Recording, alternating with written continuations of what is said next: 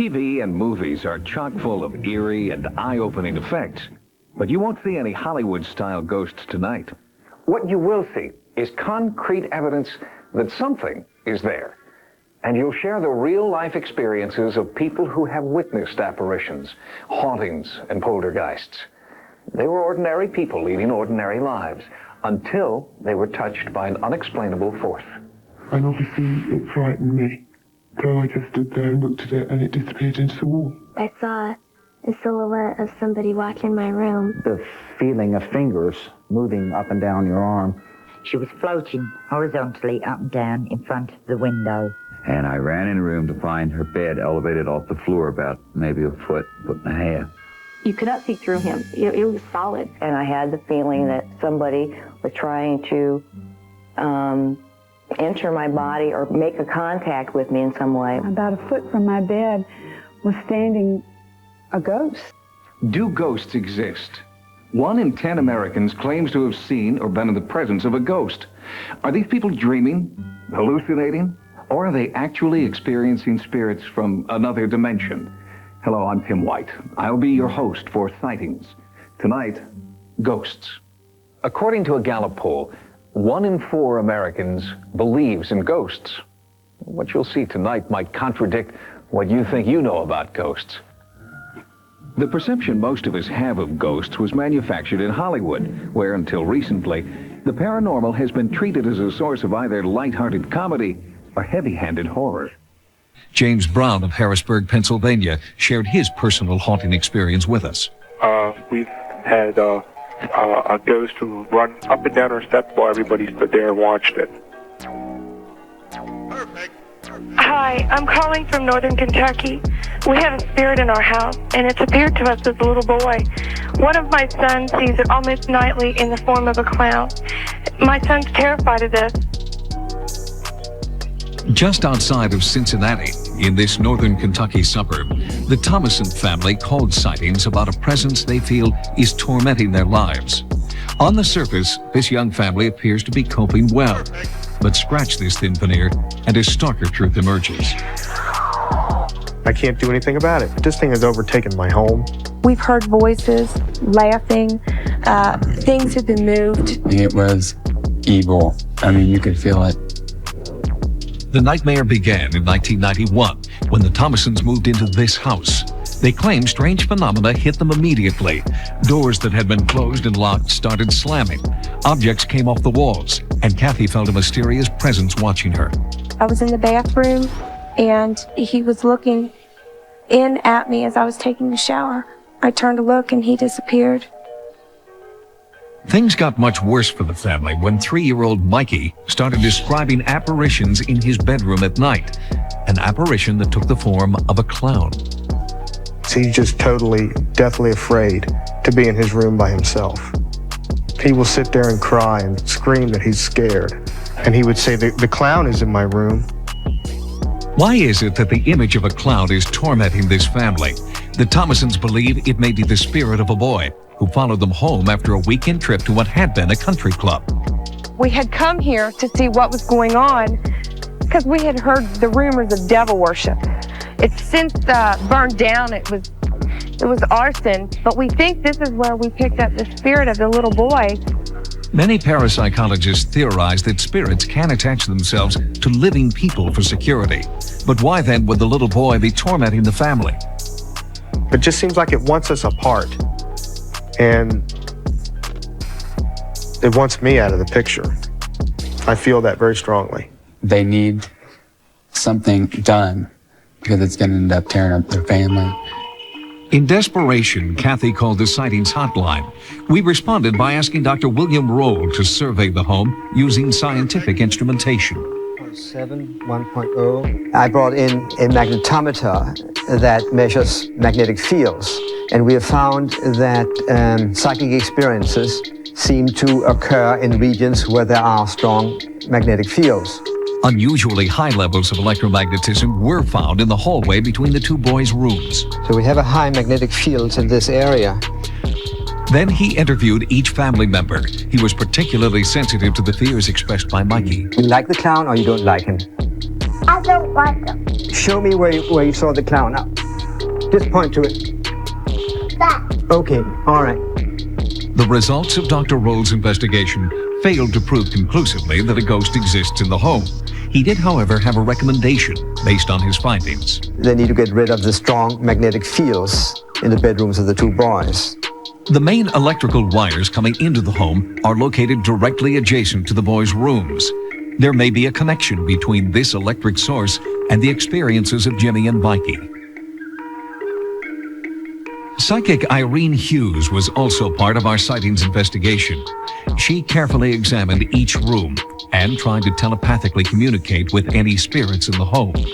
Irene then worked with Mikey, guiding him through a series of specially designed exercises. Her goal was to help him cope with his fears. Clown leave. Clown leave. Okay, we're going to tell you bye-bye. Bye-bye. That night, for the first time in more than a year, nothing unusual happened in the Thomason home. Apparently what she did took care of the problem. There were no unusual sounds, no bouncing around, no footsteps, there was nothing. After Irene Hughes left the house, our investigative team took more videotape and photographs at the site. Later, when the still camera film was developed, something strange appeared. This photograph shows an unusual and unexplained formation on the right side of the frame. Ghost experts we showed it to said this image is consistent with other alleged ghost photographs. TV and movies are chock full of eerie and eye-opening effects, but you won't see any Hollywood-style ghosts tonight. What you will see is concrete evidence that something is there, and you'll share the real-life experiences of people who have witnessed apparitions, hauntings, and poltergeists. They were ordinary people leading ordinary lives until they were touched by an unexplainable force. And obviously it frightened me. So I just stood there and looked at it and it disappeared into the wall. I saw the silhouette of somebody walking my room. The feeling of fingers moving up and down your arm. She was floating horizontally up and down in front of the window. And I ran in the room to find her bed elevated off the floor about maybe a foot and a half. You could not see through him. It was solid. And I had the feeling that somebody was trying to enter my body or make a contact with me in some way. About a foot from my bed was standing a ghost.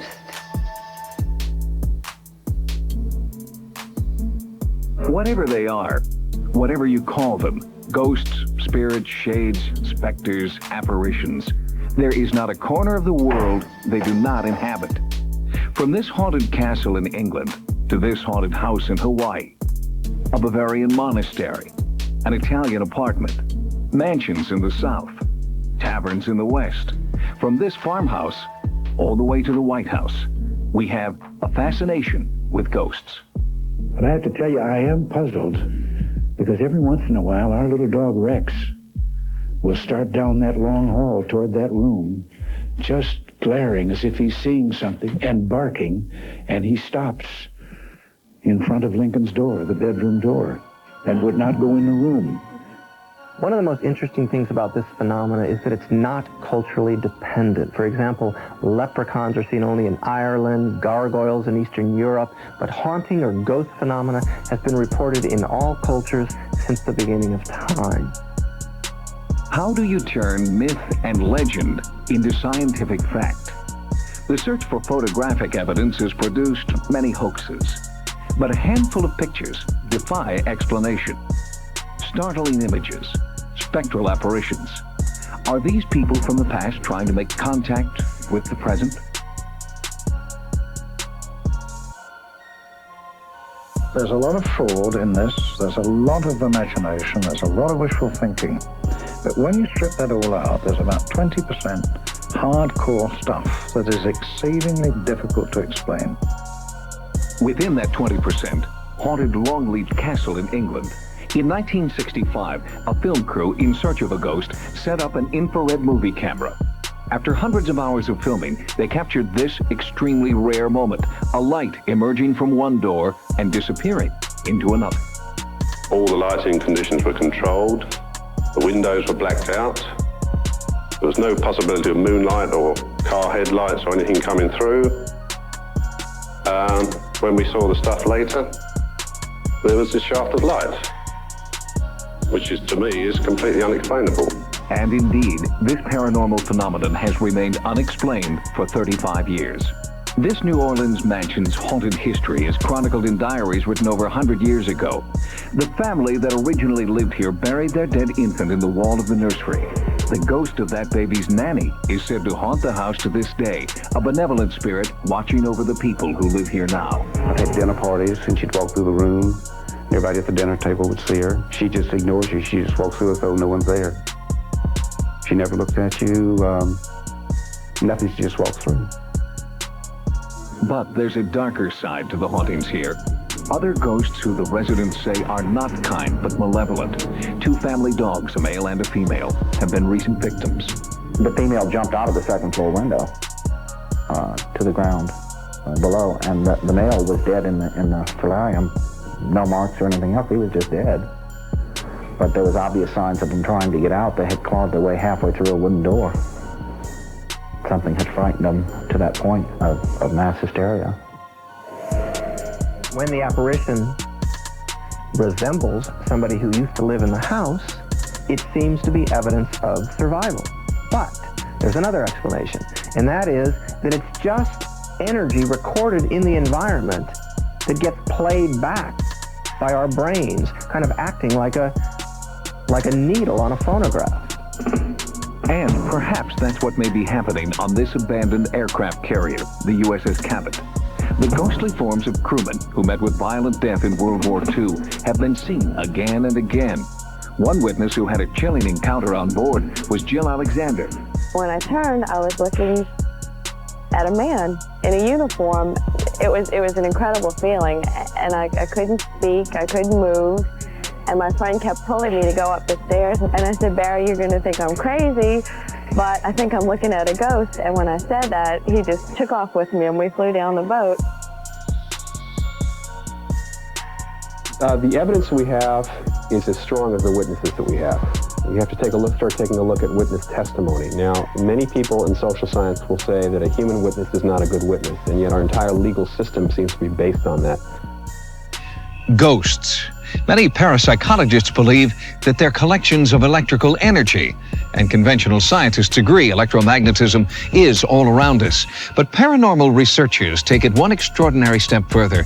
They believe electromagnetism has a personality, that it can be the outward manifestation of a tortured soul in limbo. On July 28, 1974, Larry Richard Roach, an unemployed electrician, ended his own life with one rifle blast to the chest.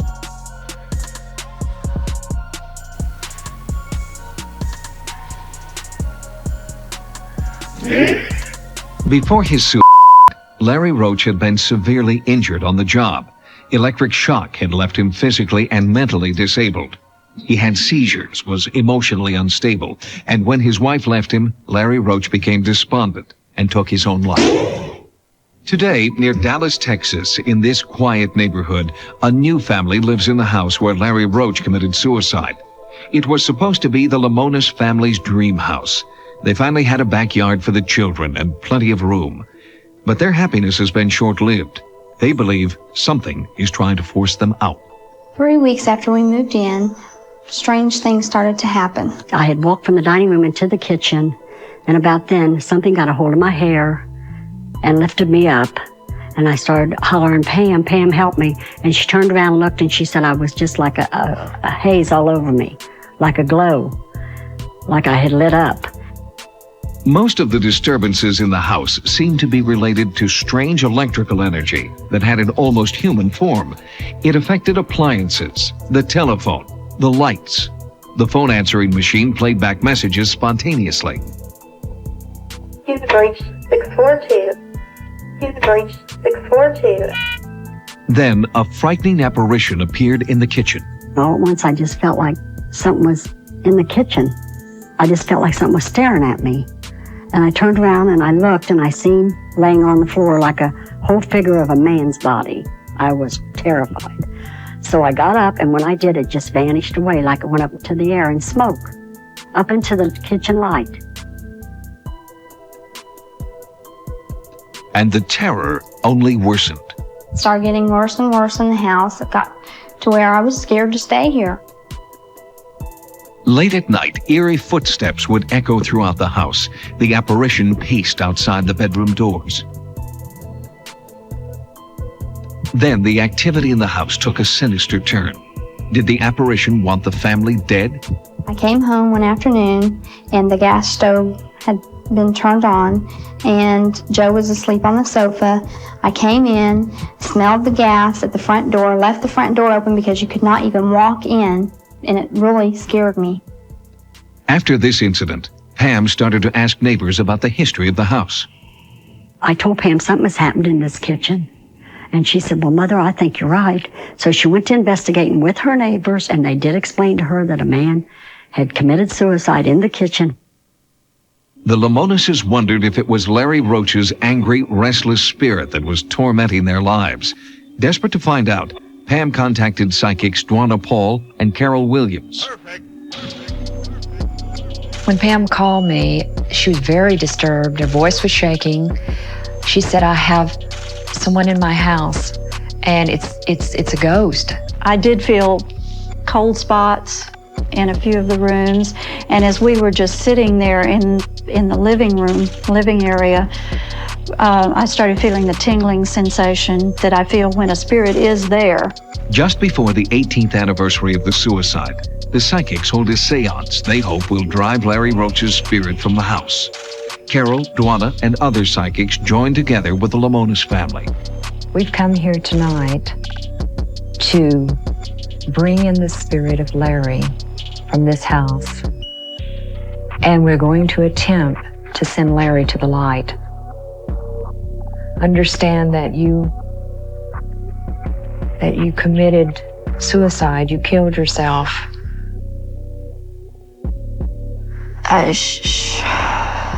Pull that trigger. A rush of energy fills the room. Pam feels something touching her. Let's touch my ear.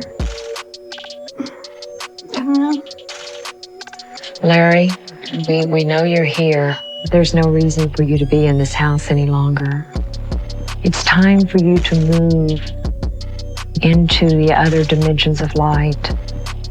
You can no longer stay here. Move toward the light. It was a good seance. I could feel it. I could feel it when the chairs were shaking and everything. I knew it was here. But it did not leave, and I don't think it's going to ever leave this house because it kept saying over and over in my mind, this is my home, this is my home. To see if a spirit could be inhabiting the home, a Sightings camera operator stays at the house, alone. Okay, there's an awful lot of static electricity in the air right now. Seems to be coming from that tool shed. We found out later the tool shed was the last place Larry Roach was seen alive. The dog's barking at something. There's nothing there. 3:30. I just felt something in the air around this area here, in this hall. The flashlight's going out. I don't understand because I just put batteries in it. The light in the kitchen's going on and off, but I'm not touching it. It's 5 a.m. right now. There's a weird smell. I don't know what it is. There's a lot of electricity in the air, more now than before. The warning light on the camera's on. Why are the batteries down? Larry Roach seems to have made his presence felt, even to our crew member, and the Lamonases still fear the unearthly phenomena in their home. In the coming weeks, we'll return to Dallas for an update. And interestingly, the one place where ghosts have been proven to exist is in a court of law. When Jeff and Patrice Stembovsky bought this house in Nyack, New York, the owner didn't tell them her house was haunted. 2 weeks after buying the house, they wanted out. They sued to get their money back, and a New York appellate court ruled in their favor. It scared me. I can't live in any place that someone's telling me that it's haunted and ghosts leave things around for people and close doors and shake beds and things. And, you know, in New York... The owner had claimed for years that her house was haunted, and that was proof enough for the court. Their definition of a haunted house is if the owner says it's haunted, then it's haunted. She can't come back to court to dispute that fact later on. So, to my knowledge, it is America's only legally haunted house. By and large, people who believe that they've encountered a ghost are frightened. So beyond gathering evidence, a critical role for the ghost investigator is crisis counselor to reassure people that they're not losing their sanity. You're about to meet a typical American family. They're ordinary people caught in the grips of an extraordinary situation. In 1985, the Brown family purchased this Victorian-era home in Portland, Oregon. It seemed to be a perfect place to raise a young family. When we first moved into the house, I got this strange feeling like we were never alone. Perhaps the eerie history of the house played a role. In 1973, the house was the scene of a grisly murder-suicide. A distraught husband shot and killed his wife and then turned the gun on himself, a crime of passion that left their 5 children orphans. I decided, okay, it happened, we'll just forget about it. Then when things started happening, I started really wondering, was it them? It had to have been them, a husband and a wife. At first, the disturbances were minor. Lights going on and off, trouble with the VCR and electrical outlets. Occurrences easily dismissed as typical in an old house. But no one could dismiss what daughter Cassie saw. 2 apparitions, a woman tucking Cassie's blankets into the bed, and a strange man lurking in the background. There was a guy standing by the door. I was really sort of afraid of him because he did nothing. He just stood there like he was watching her tuck me in or something. After the 3rd time, her coming to me with the lady tucking her in, I decided to kind of check while they were asleep, check the bed to see. And it was tucked in between the mattresses. I don't do that. It sounds like that what's being reported are figures that interact. They are therefore seemingly self-conscious, self-aware, which would place them in the category of apparitions or ghosts. Initially, Caroline wondered if it was all in her head. I didn't understand why this was going on. It was kind of confusing. You know, you try to look for the logical explanation. And so, to me, it had to have been me, even though it was something I didn't do. And then when I started really paying attention and watching, I knew I wasn't doing it, and I knew no one else was doing it. Since 1985, the Browns have experienced over 24 ghostly episodes. Footsteps, voices, flying objects. Once a space heater was mysteriously plugged in and turned on to warm the children. Family pets refuse to stay inside when no one's home. The family says much of the haunting occurs on or around the anniversary of the murder-suicide, December the 23rd. I went down to the landing and I saw someone by the Christmas tree, and I thought it was Santa. So I jumped up and clapped my hands, and they turned around and it surprised me, and they disappeared somehow. I don't know. The hall lights always left on for the kids and everything. And my door was left open a little bit. I woke up and I saw the silhouette of a man coming towards me. My first thought is intruder. I gotta get the light on, get the gun. I had to react. So I'm watching this, and we have the lights that have the rope down from the ceiling. So I'm scrambling, looking for that, keeping this sight, this person in sight, ready to fight, ready to do anything I needed to do. Got the light on. He's gone. The incidents in the house have not been limited to the immediate family. I was on the 2nd floor cleaning, and I was to take some boxes of excess toys up to the 3rd floor. I was sleeping on the couch. I think it was like kitty corner from the door. I was upstairs. Kip had taken the 2 children to school, and there was no one in the house. I heard a woman shriek. I heard shouting that woke me up. I heard the footsteps, very heavy ones, going upstairs to the 3rd floor. And then there was some movement on top of a box that was already sitting there on the floor. I saw the silhouette of a man and a woman. I haven't been alone in the house since that time. It was hard for me to, accept, because it was so real. And you're so positive someone is there. And no one. Very unusual. But for all the occurrences, the family has never really felt threatened. Nothing's happened that's been real negative. it's been nerve-wracking. But anything that's happened like to the kids has been positive. For like taking care, making sure, watching over them. Me, even though you get nervous, you just decide, hey, this is my house. I want to live here, and you deal with it. Lloyd Auerbach is the co-founder of the Office of Paranormal Investigations. He specializes in helping families through haunting situations, and he recently investigated this case. This is a real interesting case because the sheer number of witnesses that we have, the testimony from them seems very good. The folks are very, very normal. And I like their attitude that, yeah, they've been a little uncomfortable, but they're living with it and are taking control, that they have really done all the right things without us even being here to begin with, to just intuitively. Caroline's first instinct was to comfort her children and to try to eliminate the anxiety that comes with the unknown. What Cassie does to deal with her fear, we have bells hanging up. She rings this before climbing into bed. Then she comes up here, rings this bell. With the children, Auerbach stresses the importance of treating the haunting as a game. Special toys can help alleviate fears. Caroline has devised her own combination of lavender and water that Cassie can use to fend off ghosts. It's important to set ground rules both with the ghosts, but certainly with the kids so they understand how to deal. Yeah, well, I've told the ghosts. In fact, it was the last time that Kathy had seen the man in our room. The next day I got up and I walked around saying, you will not show yourself to the kids. You will not do any pranks around the kids. You will not scare them. I think that with a situation of murder-suicide, you have obviously heavy emotion that's put into play here. If we're dealing with apparitions in this case, where they're a little self-conscious and self-aware, the reasons why they're staying around are their reasons. They're not because they died in a murder-suicide. I feel like the couple is somehow grounded here. I'm not an expert. I don't know. I can just guess. They like being with the kids, I think. I feel like maybe they miss their own kids. I mean, that's,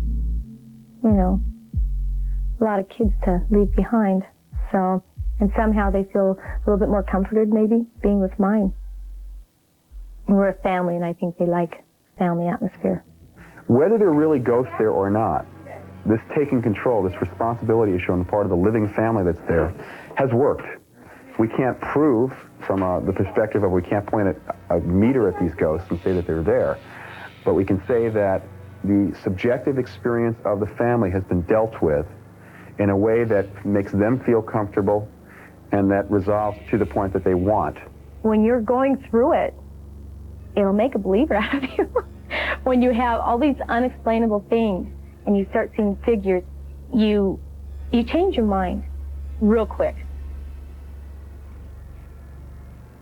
In the past, people tried to make contact with ghosts through mediums and spiritualists and seances that were often clearly frauds. Today, investigators are taking a much more high-tech approach.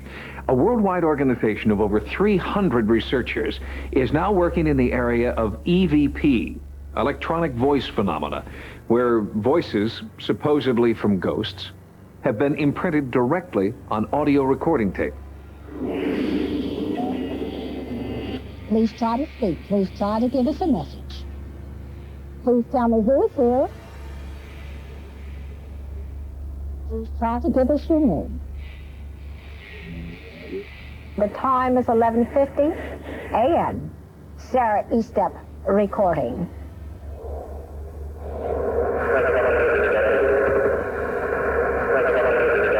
Sarah Estep is the founder of the American Association of Electronic Voice Phenomena.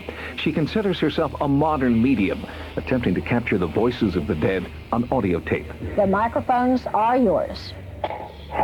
Here is with me.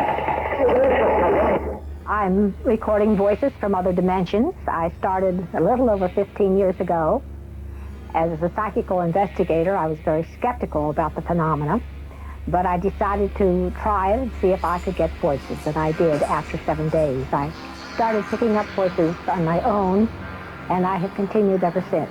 EVP recorders worldwide conform to exacting standards to eliminate the possibility that their machines are simply picking up ambient sound or radio signals, and only new, commercially packaged tape is used.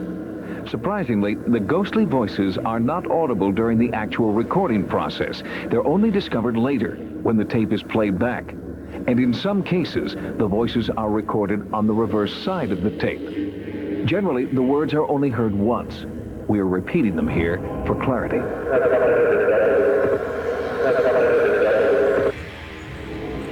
The voices are often recorded at places that are reputed to be haunted.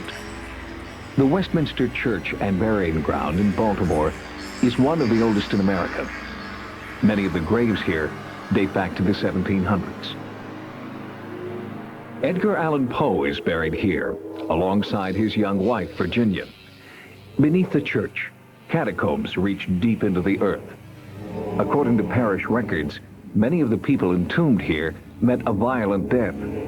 Legend has it the place is haunted.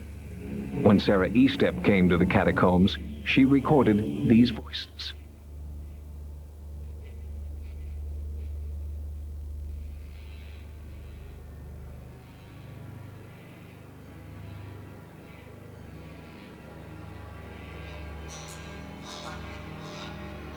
I was here a few years ago, and I picked up the message, "We leave the soul right down here."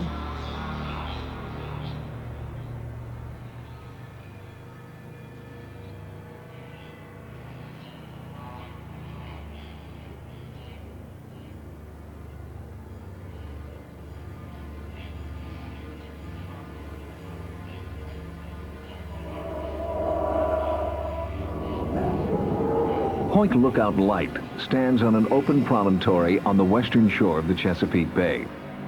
Many instances of paranormal phenomena have been reported in this desolate place, events that may reflect the area's tragic past.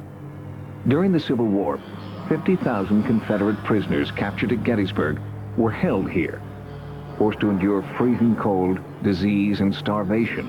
Thousands died and were buried in mass graves near the lighthouse. The prisoners were brought here largely by steamboats and were made to walk along the sandy beach up to Fort Lincoln, where they were then turned inland and marched to the prison pen.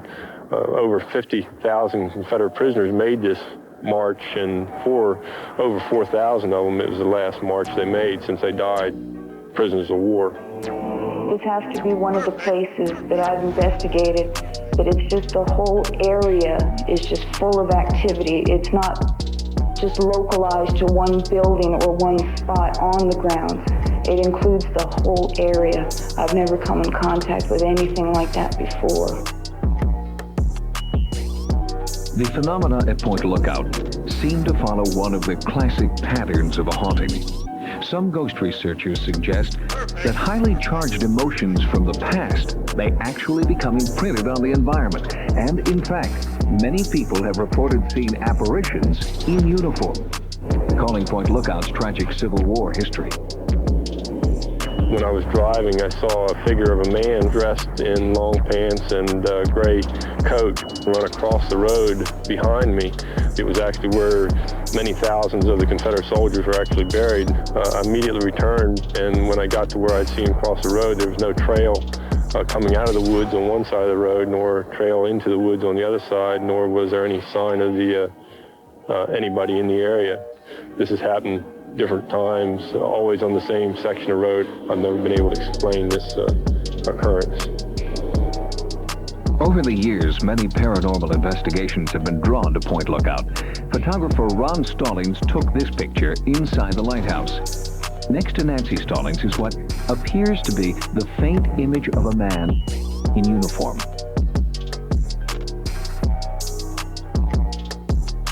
Electronic voice phenomena has been recorded in several locations inside the lighthouse.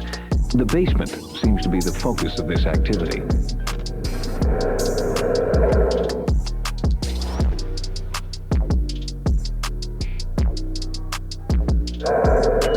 Some scientists believe EVP may be caused by the researchers themselves imprinting on the tape through psychokinesis or as the result of electronic interference. But there is one aspect of EVP that defies explanation. When the recorder asks a specific question and gets a direct answer. Here in the basement of the lighthouse, I recorded the clear voice of a young boy that said, I was seeing the war. Were you a soldier here?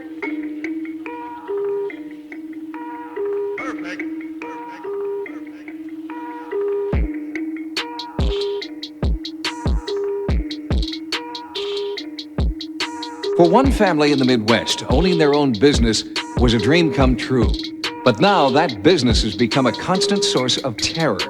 The family, who wishes to remain anonymous, believes that they're plagued by a malicious poltergeist who's out to destroy their dream and them. It's an unlikely setting for this real-life horror story. America's heartland, where the promise of the American dream can still be realized. Clean air and water, safe neighborhoods, a place where you can still buy a house and start your own business. All the reasons why the King family came here to raise their children and why they want to stay. But staying means confronting an evil force that seems to have possessed the family. One night I went to bed in the early a.m. and I woke up and my daughter, who was not quite a year old, still in diapers. She wasn't even walking. She could stand. I woke up the next morning and I felt pressure on my jaw real hard. And when I woke up and I looked up, my baby is standing straddling my neck and she's got a butcher knife shoved down my throat. Her eyes were open and she just kind of looked at me and she started screaming like I'd woke her up, but her eyes were open. The bizarre, violent episodes began in 1987, just after the Kings purchased this home and motel. The safe haven they'd sought here turned into a waking nightmare. We could hear pounding in the walls, screaming, we heard chanting, we heard singing. Objects started flying across the room. I'd wake up with bruises where like somebody just beat me really bad and bite marks. I was looking toward the hallway and it stepped out of the wall and stood there, which seemed to me like an eternity. And I just couldn't believe it. I was like... When the Kings first came here and saw the home and the attached motel, it was love at first sight. But in retrospect, the Kings believed there were warning signs. The $60,000 asking price was reduced to $24,000 when the family made a serious offer. There were whisperings about a gruesome murder-suicide in the house. The former caretakers confirmed these suspicions. There was a lady that lived here at one time that was supposed to have committed suicide. And the way I understand it, she was supposed to have been really mean to her father-in-law. He was an old man. I never got any rest. Somebody was on my bed jumping continuously. My bed would move. They told me the house was haunted to start out with, but I just didn't stay around because, hey, something bothered you, get away from it. After the Kings moved in, encounters with the unknown force intensified. A mysterious stain appeared above the fireplace. The spot was sandblasted, but the stain came back. Fresh paint and new wallpaper immediately peeled off the walls, and spontaneous fires kept erupting near the attic. We thought somehow somebody was getting into the house, had keys or something, and for whatever reason was setting fires, trying to burn us out or something. And we set the children down and talked to them. We said, lock everything up. If you see any strange people or cars, come tell us. Well, I took my daughter to the bathroom, and she looked up at me, these real serious eyes, and said, Mommy, she said, Daddy didn't start the first fire, and she said, the ghosts are setting the house on fire. And she meant it. You look at her eyes and just say, she meant what she was saying. The haunting has taken its toll on 6-year-old Ashley. It's hard for her to talk about her experiences, even with her own father. Maybe I can get you to talk a little bit about what went on in the house or something? Well, let me ask you.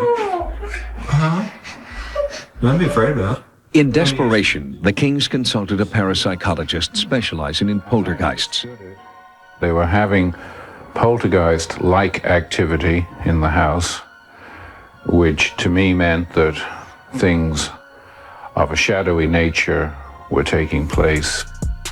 I also felt that the children were in danger, or could be in danger.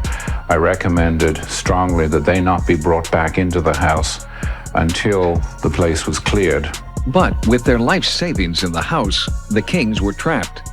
After Dr. Moscow's visit, Doretta began to have terrifying visions of a grisly murder.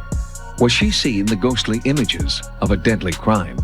First time that this happened, I had put my daughter, who at the time was like 1.5 years old, she was a baby. Had her in the tub, and she was standing here, and I was sitting on the side of the tub, and I felt that jolt. It felt just like somebody was running a movie projector on a wall. It was vivid color. I started seeing, what you call the images or whatever, of a man, and the man was sitting on the side of the tub fighting with the woman, and he killed her. And I mean, that's like I felt her. She released, and it was over. And then, you know, the little girl, he hit her the first time with the shovel. And,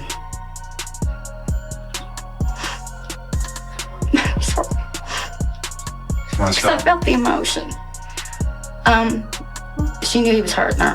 And she screamed, "Mommy." And Mommy was already sliding down. And he hit the little girl, and the first time she hit the wall. So he hit her again, and then her little head. Blood just started, you know, kind of splattered on all through her little hair. And then he drug him over there. It got to the point and bad enough where me and Stephen would even stay awake at night and just make sure we didn't feel anything or see anything happening to Doretta, because she seemed to be at one point getting the most attention, I guess, if you want to put it that way. She was being almost like violated. And then it moved away from me onto the children, and they were actually being bitten. Ashley got the worst of that. She would scream and say, "Make them stop." And at one time, I jumped on top of her, and I was really mad, and I told him to bite me. And I could feel her skin underneath me. I could feel it like it was depressing, and I raised my arm up, and there was bites all over. And they were like biting through me, and they weren't biting me, but they were biting her. And that was horrible, because I couldn't stop them from hurting them. Desperate to rid their lives of this terror, they turned to world-renowned parapsychologist Dr. William Roll for answers. This particular home is located in a triangle of high-tension wires, leaving open the possibility that the occurrences may be related to that situation. A home like this is a kind of hatchery for ghosts, you might say, because of the electromagnetic fields. We accompanied Dr. Roll during his investigation. 3 prominent psychics were brought in to try and identify the source of the disturbing poltergeist activity. I feel there was a murder here. Possible that there could be a body under this house, or bodies, too. I don't feel it's necessary to dig them up. I feel that these people can be released simply through understanding. The investigation proceeded. Finally, at 4:17 a.m., a breakthrough. The presence of an entity was strongly felt. Although our cameras couldn't pick up an image, Doretta felt she had made contact. He's here. I'm trying to convince him to show itself. Any idea where he might do that? He's standing right here. You gotta work with him. I mean, it's the first time he's ever even attempted to be nice. It's building. Right there. Where? Can you touch where it is? Even one of our skeptical crew members felt the presence. I feel it, and I see right there. Yes, right here. We're just giving some more negotiating here. My hair is standing on end. Come on, man. So strange. It's dissipated after all the activity of the evening. Okay. Calmed down. There it was. Families who live in a home like this may experience, because of the place they're at in their lives, may experience events that have happened in the past in this house, in a house like this. There seems to be something that we call place memories. It's not only brains and minds that hold memories, but places also hold memories. We raised the children that monsters weren't real, and there wasn't ghosts and boogeymen. And we raised them to be really secure in that. And when this happened, and when it all came about, suddenly our belief system and what we taught our children was turned upside down and shook. And they looked at us, and it was that look of, we trusted you. Despite the work of the parapsychologists, the Kings were finally forced out by the entity. They wanted a safer home for their children, but finances have made it impossible for them to abandon the home they own. They've had to move back, and no one can predict what awaits them now. In the quest for evidence, two researchers from UCLA got more than they bargained for. Carrie Gaynor and Dr. Barry Taff were witness to one of the most celebrated cases in ghost hunting history, the Entity case. It was later popularized in a book and a film called The Entity. But what the real investigators found when they met the victim of the haunting was more bizarre and more compelling than any movie. When I went over to her house, we conducted about a 2-hour interview, and during that time, she told us a lot of interesting experiences, but I knew she was holding something back. And at the end of the interview, she finally admitted to us that she was attacked and raped by the ghost. At that time, we thought she was probably crazy. The events that then transpired over the next 10 weeks were chronicled in the Journal of the Institute of Electrical and Electronic Engineers, including the night the investigators went from being skeptics to true believers. The lady screamed out, "It's in my bedroom." We ran in there. She shouted out, "It's over in the corner." We fired our Polaroid camera in the direction that she said. We didn't see anything, but the picture came out bleached out white completely. She shouted out again, "It's in the corner." Again, we fired our camera, and it was bleached out completely. At that point, I thought the camera was just malfunctioning. I waited till she said it was gone, and I took 2 control pictures. Those pictures are perfectly normal pictures. The only difference, she said it was in the corner in the first ones, and in these, she said it was gone. A few moments later, we felt a cold breeze of air coming through the door, accompanied by a horrible stench, a stench so foul, some people were vomiting. We fired the camera in the direction that breeze was flowing towards us, and again, the picture was bleached out completely, except at the bottom of the doorway, you can see a little round ball of light. A few minutes later, she screamed out, "It's right in front of my face." We fired the camera, and the face was completely obliterated. As you can see the curtains behind her, you can see her dress. She shouted out again, "It's right in front of my face." Again, the face is completely obliterated. So those were her exact words, "It's right in front of my face." Once again, I wanted a control picture. I waited till she said it was gone, and I took the final picture. And this is a perfect, normal picture. It's just dark because we didn't adjust the setting. There's a scratch on it, which we put on it when we tried to clean it a little bit. But otherwise, it's a normal picture. The only difference between these two, in one she said it was in front of my face, in the other one she said it was gone. Even with these pictures, Gaynor still had trouble convincing his colleagues at UCLA that he was onto something significant. Initially, they would say, "Well, you're hallucinating." So then I would look at them and say, "Well, we've got 20 witnesses." And they would say, "Well, then it's obviously mass hallucination." Gaynor returned to the house a number of times, bringing more witnesses with him, and the eerie phenomenon became even more pronounced. We started seeing balls of light lighting up the walls, and everybody in the room would see this. And the lights would get bigger and bigger and brighter and brighter. And at some point, I finally started talking to it, and I said, "Well, if you're really here, come off the wall," because what I was concerned was that somebody in the room was faking it, and they were projecting the light onto the wall. Well, when I asked that question, the light lifted off the wall, floated into the middle of our room, started spinning and twisting and expanding in different directions simultaneously. It had full parallax. We could see it from all sides, and I had 9 professional photographers set up in the room that were shooting it from all sides. The lights came in, it was like, it would almost come in like in a state of anger. It almost came in, all right, here I am, this is me. And it came in and it kind of did a little thing in the group, and then it was gone. It was the most extraordinary thing we've ever come across. It happened over and over again. We experienced a plethora of phenomena during that investigation. The part that interested me the most was the fact that what we saw, we were able to get on film. The photographers at that session had only limited success capturing the entity on film, with one notable exception. What we see here are reverse arcs of light. One arc goes right here, another arc goes right here. Now, the reason this picture is so important to us is that the arc on the wall, if it were really on the wall, would be bent, because those 2 walls there are perpendicular. It's not bent, which means the arc is floating in space. The significance of that for us as researchers is, of course, that means it's dimensional and very, very difficult to fake. This was not somebody with a flashlight shining it on a wall. That light is in empty space. The negative of this photo was authenticated by Popular Photography and was the only alleged ghost photo ever published in the magazine. Frank DiFelitta, the author of Audrey Rose, was also witness to the phenomenon. His incredible first-hand experience in the Culver City, California house inspired him to write The Entity, which was later made into a motion picture. All the instruments started clicking away. So I knew everyone was seeing this at the same time that I was. And we were ducking, and everyone was saying, oh my God, look at that, oh my God. And then Doris started screaming. That was the woman who was being belabored by this creature. Started screaming, I don't want to see your lights, show us yourself. Damn you, show us yourself. Started cursing and swearing at it. And there, lo and behold, at that point, it started to appear. It sort of developed a kind of arm was articulated. You could see sort of like an arm, and then a neck.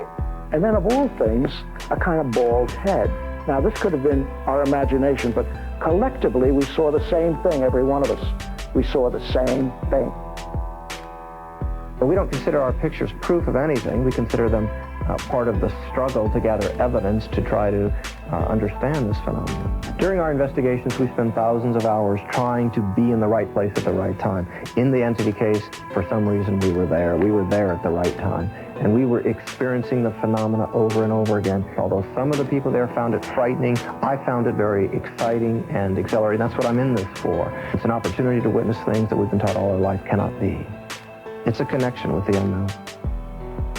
Traditionally, a haunting is associated with a place, but investigators in the Entity case always suspected that this haunting was somehow connected to the woman herself. And in fact, when she fled the house, the Entity went with her.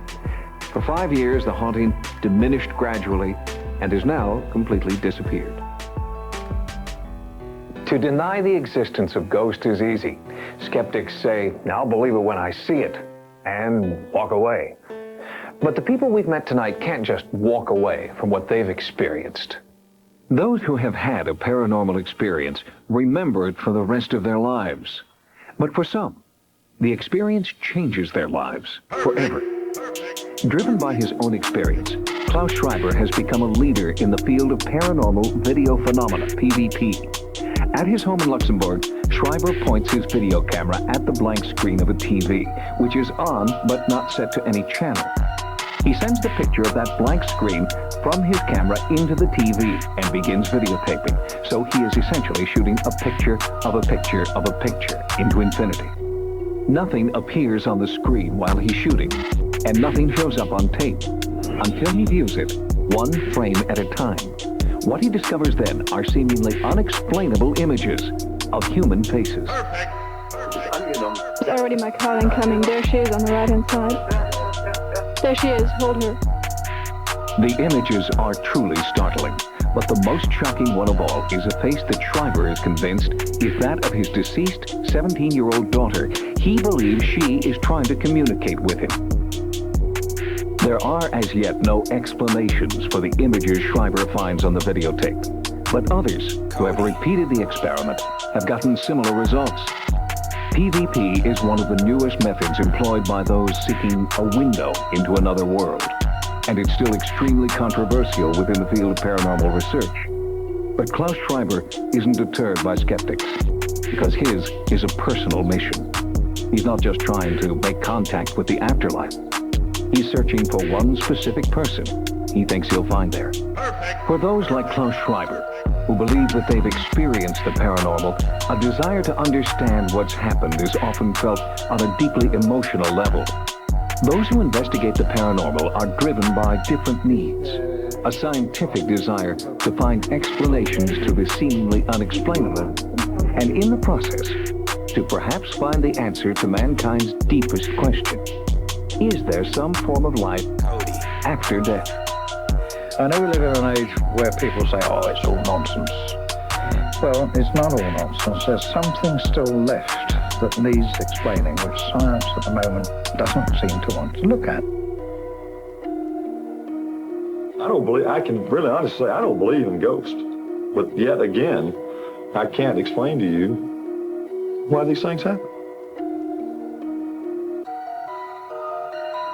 There's something to be explained and to be explored. There's a lot we can learn about human behavior from looking at what these things are. I find it fascinating that we might be able to continue on after death. I find it fascinating that people might be able to move objects with their mind, that we can pick up information recorded into the environment potentially. A lot of things that's happened here, you can't explain. So, to me, the next logical conclusion is there's got to be another force, another entity, something. But seeing this event, these two events, make me believe that there's got to be something more to life after death than that we bargained for. I think that that's encouraged me to believe that maybe that this isn't all there is. To ignore it is to retreat into ignorance. To pursue it is to pursue one of the most baffling, enigmatic mysteries that we have ever confronted about the nature of our being. And in so doing, I think we have an opportunity to take a quantum leap in our understanding of ourselves, indeed, in our understanding of reality itself. The people who have been touched by the ghost experience wonder why it's happening to them. And investigators continue to search for answers. Their research and technology point to the fact that something is there. Just what that something is has yet to be determined. Thanks for watching. Be sure to like, subscribe, comment, and share to keep fascinating content coming here.